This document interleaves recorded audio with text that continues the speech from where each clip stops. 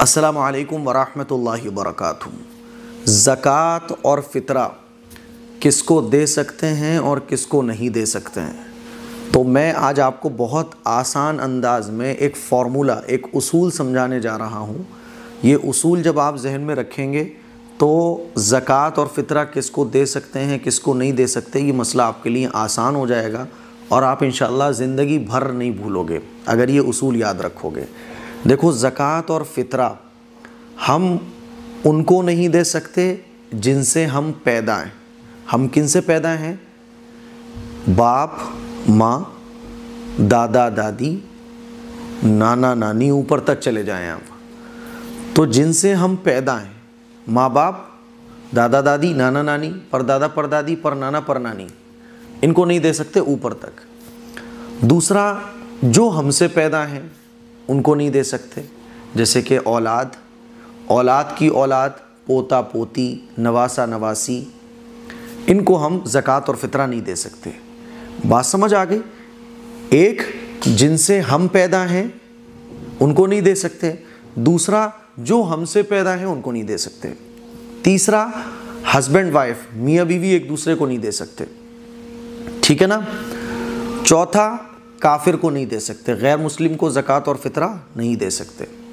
बाज़ लोग एतराज़ करते हैं, अरे ये बात तो भाई गैर मुस्लिम को सदका और खैरात दिया जाएगा। ज़कात जो है ना, ये खालिस मुसलमानों का हक़ है, मस्जिद में भी नहीं लगा सकते।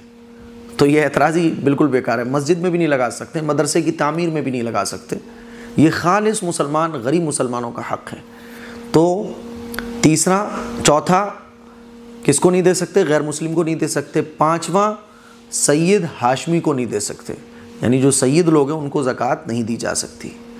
छठा, जो साहिब निसाब है उसको ज़कात नहीं दी जा सकती, फ़ितरा नहीं दिया जा सकता। जो गरीब है, यानी जिसके पास साहिब निसाब से कम अमाउंट है, उसको सदका और फ़ितरा दिया जा सकता है। अब देखिए, कुछ लोग पूछते हैं मुफ्ती साहब, भाई को ज़कात और फ़ितरा दिया जा सकता है? तो आप फार्मूले अप्लाई करो। पहला फार्मूला क्या था कि जिनसे हम पैदा हैं और जो हमसे पैदा हैं उनको नहीं दे सकते। अब मुझे बताइए, भाई कौन है? भाई हमसे पैदा भी नहीं होता, ना हम भाई से पैदा होते हैं, तो भाई को ज़कात दी जा सकती है। कुछ लोग पूछते हैं खाला को दिया जा सकता है फ़ितरा और ज़कात, तो बताइए खाला हमसे पैदा है? नहीं है। क्या हम खाला से पैदा हैं? नहीं है। तो खाला को भी दिया जा सकता है, फूफी को, चचा को, मामू को। तो आप ये याद रखें कि जिनसे हम पैदा हैं उनको नहीं दे सकते और जो हमसे पैदा हैं उनको नहीं दे सकते सदका और फ़ितरा। बाकी सारे रिश्तेदारों को दिया जा सकता है। तो याद रखिएगा, नंबर एक, हम जिनसे पैदा हैं, बाप दादा, दादा दादी, नाना नानी, ऊपर तक, परदादा तक, ऊपर तक चले जाएं आप, उनको नहीं दे सकते। दूसरा, जो हमसे पैदा हैं उनको नहीं दे सकते। तीसरा, हस्बैंड वाइफ, मियाँ बीवी एक दूसरे को नहीं दे सकते। चौथा, गैर मुस्लिम को नहीं दे सकते। पाँचवा, सैयद हाशमी को नहीं दे सकते। छठा, जो साहिब निसाब हो उसको नहीं दे सकते। बाकी आप ज़कात फ़ितरा सबको दे सकते हैं।